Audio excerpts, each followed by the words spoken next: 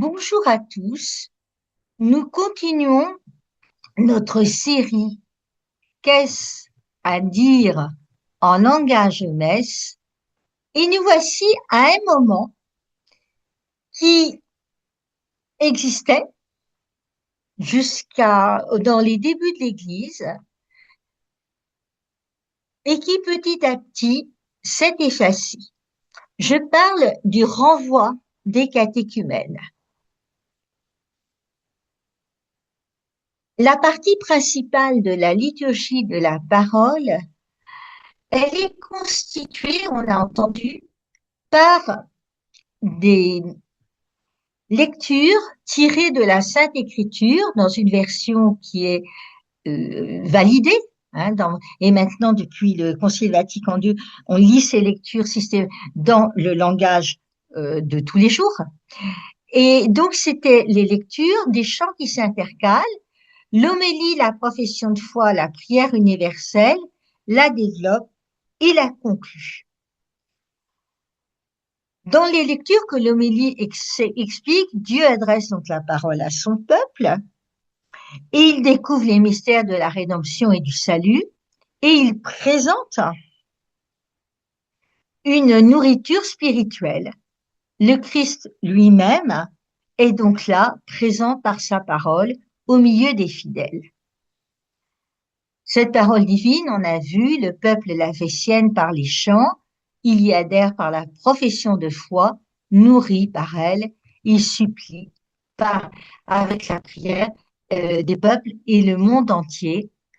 Et ça vient directement, ce que je viens de vous lire, de liturgiecatholique.fr.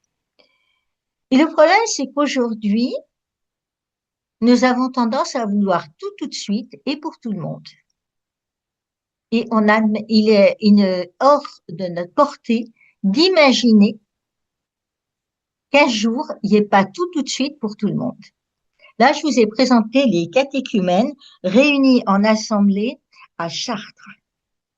Et du coup, le fait de vouloir tout de suite et pour tout le monde, eh bien, on gomme peu à peu la progressivité mise en œuvre par le cheminement des catéchumènes, vous savez, ceux qui sont baptisés adultes ou après l'âge de 7 ans.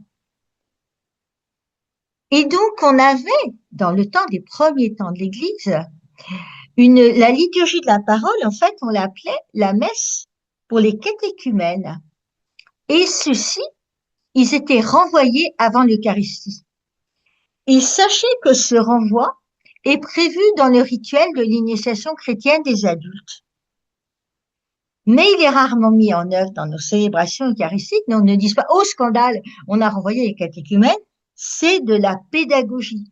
Imaginez que vous ayez un nourrisson et que vous lui donniez un bon beefsteak. En soi, le beefsteak, il est très bon. Mais le problème, c'est que le nourrisson, il n'a pas de dents pour le manger. Et donc, vous aurez beau lui donner quelque chose d'excellent, eh bien, il ne pourra pas s'en servir. Mais c'est un petit peu ce qui peut arriver dans cette démarche, dans la pédagogie, l'attente et le désir. Le baptême permet l'entrée dans l'assemblée eucharistique. Alors, c'est très difficile d'inviter des personnes à un repas et de leur interdire d'en manger. Le rituel de l'initiation chrétienne, il rappelle que les catéchumènes doivent attendre le baptême pour qu'agrégés au peuple sacerdotal, ils aient mission pour participer au culte de la Nouvelle Alliance, donc participer au repas eucharistique.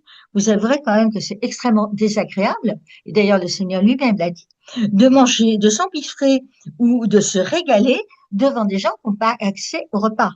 La preuve, quand nous avons à notre table des personnes qui sont malades, qui sont allergiques à telle et telle chose, eh bien, on va faire en sorte que le repas leur soit accessible, quitte à ce que tous ceux qui mangent de tout puissent manger. Mais là, c'est pas possible. Et donc, dès les années 50 à 70, nos livres historiques nous disaient, on va renvoyer les catéchumènes. Et puis, ce renvoi, il a disparu vers le 6e, le 8e siècle. On n'a plus trouvé dans les livres liturgiques du XVIIIe siècle de traces de renvoi non seulement des catéchumènes, mais aussi des pénitents, c'est-à-dire de ceux qui n'ont pas légitimement accès.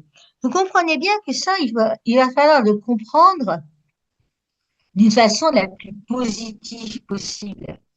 Les catéchumènes, donc ceux qui n'ont pas accès au repas parce que non baptisés, ils vont être envoyés, mais dans quel but? Dans un but pédagogique, poursuivre leur instruction à partir des textes entendus.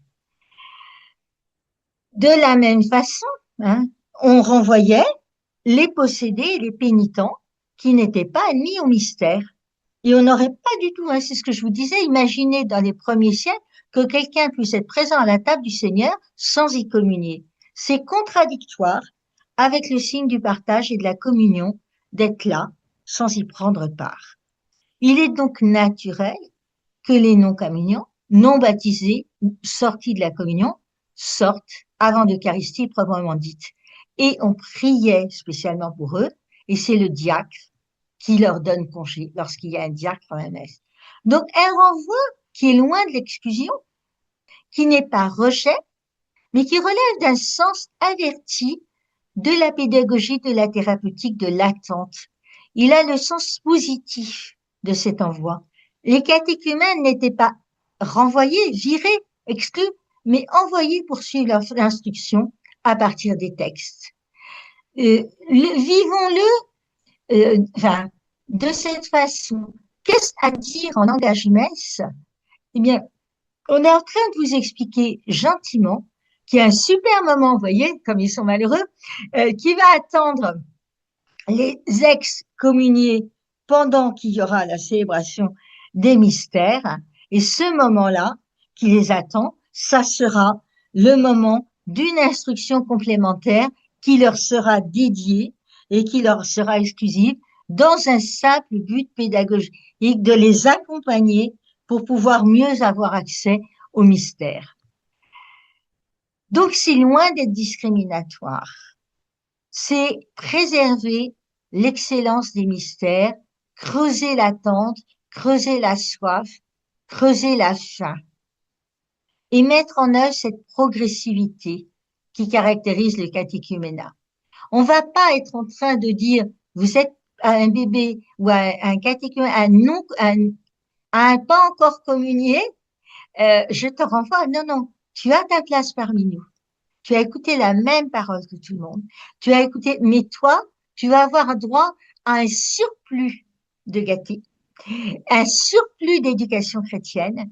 Et lorsque tu seras prêt, lorsque l'heure sera venue, de ta volonté, de par la pédagogie, eh bien, tu seras admis à participer au Saint-Mystère.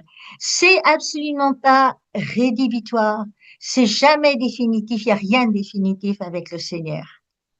Mais c'est juste une initiation, un désir du sommet que représente l'Eucharistie. On découvre, on désire, on s'en imprègne, on comprend.